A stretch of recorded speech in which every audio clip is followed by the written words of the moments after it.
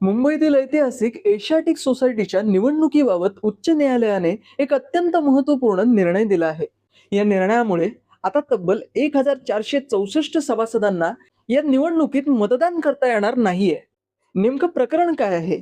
तर ही निवडणूक 3 ऑक्टोबर 2025 रोजी प्रसिद्ध झालेल्या मतदार यादीनुसारच घेतली जावी, असा निकाल न्यायालयाने दिला आहे.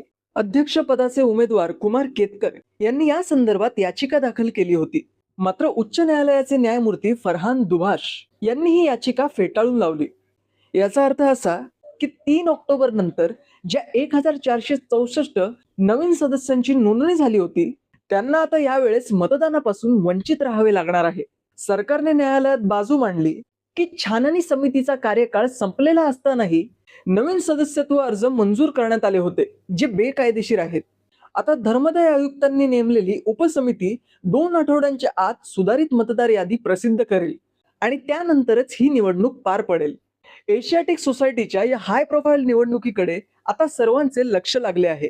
मी दीपेश पवार, कुलाबा न्यूज 24.